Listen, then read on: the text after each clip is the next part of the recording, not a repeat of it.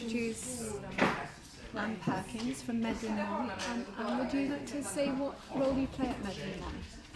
My role as the health and social care facilitator is to link all the third sector health and social care organisations to work together, and also to link in with the health board and the local authority. And I've known Anne for a long time, but I became involved in the Anglesey Veterans Workshop back in October, and called me up, and we had a lunch and a discussion about it. And up till then I knew virtually nothing about the veterans strategy. So maybe we can start there, Anne, if you just give a little bit of background in the sort of, from a Welsh Government perspective. Year 2012, the Welsh Government were approached by different agencies who are especially assisting the veterans. And the veterans mean that they can be in the forces for about a year when they leave, even if they haven't been in action for abroad as well. So from there, the Welsh Government realised the services for veterans were very poor, and understanding the needs of veterans as well.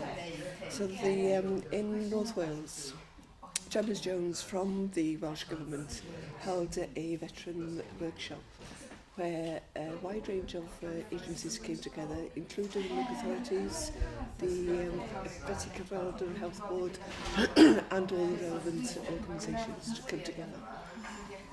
And that led then to, I think I then met you soon after that, and you were, or it was maybe a year after that actually, I think, yes. Wasn't it? And you'd done some further research based on Anglesey. What happened that in each county, the county canons were signed between the local authority, RAF, varied all the CVCs in each county, and out of that there should be an action plan.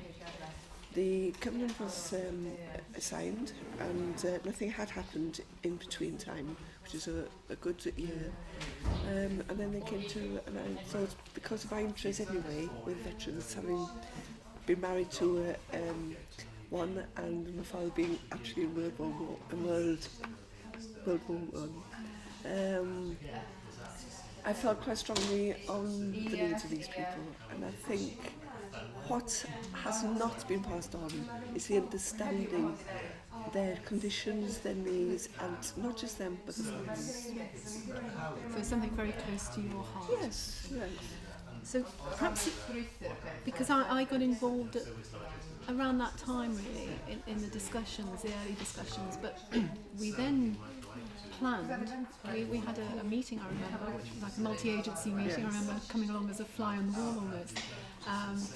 And that was planning an event, a workshop for Anglesey. Would you like to just say a little bit about that? First of all, I had to contact somebody within local authority, because in each local authority they do have a champion for the veterans. I put forward an idea of holding a workshop in conjunction to what the Welsh Government did. They said that would be great and they would be supportive. I then put a bid in to the Health Improvement Group for a very nominal amount of money, which was about £280, which was not much, but enough to draw attention. And then it was just a matter of doing some research, getting the right people on the task and finish group, the Department of Work and Pension. There's a champion based in Anglesey, David Hamilton, he was on board. Also contacting various organisations, including the Health Board and Third Sector, to come together so that we can plan the events. And RAF very kindly gave us the officers' mess, which, if you want a nice meal, very good place to go to. Yeah, I can certainly vouch for that. It was an excellent venue to hold any event at, and a fantastic lunch. So that's what I remember, but I also remember the conversations that day were very, very vibrant, and there was lots of it. Can you say something about what happened? And what we were basically following the questions that the Welsh Government put forward. And the three questions are: what are the issues face the armed forces? What service do we have on Anglesey, and what the gaps are? So I think it was essential to have a multi-agency talking to each other.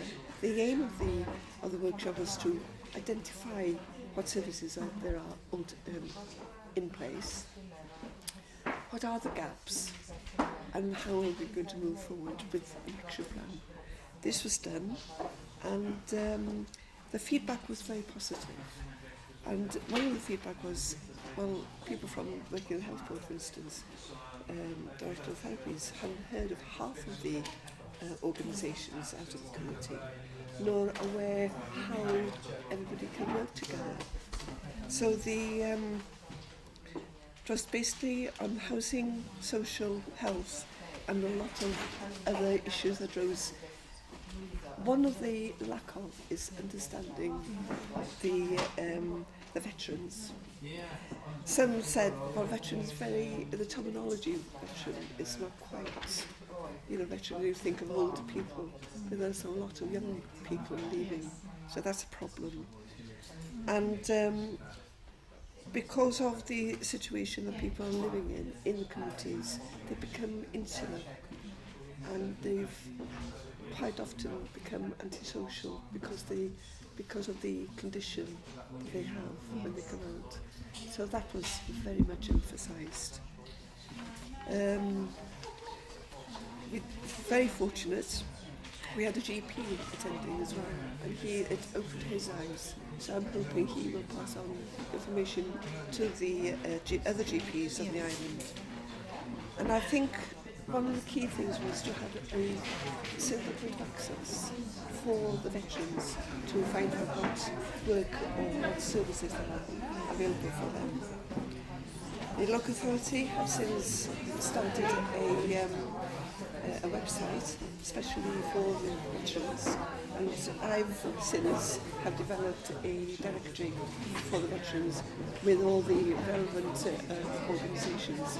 Where is that directory to be found? Is it it will be on the web. Website? It will be electronic because it's a live document, and we can add on all the other organisations who are very much involved. So people could have a look at that if they visit. They could share it, because as far as I'm concerned, it's there to be shared. Okay, so we'll get the web address of that on our website to share that. Thank you very much, that's really helpful. I hope that people have enjoyed hearing about that, because it's a really important initiative. Thank you.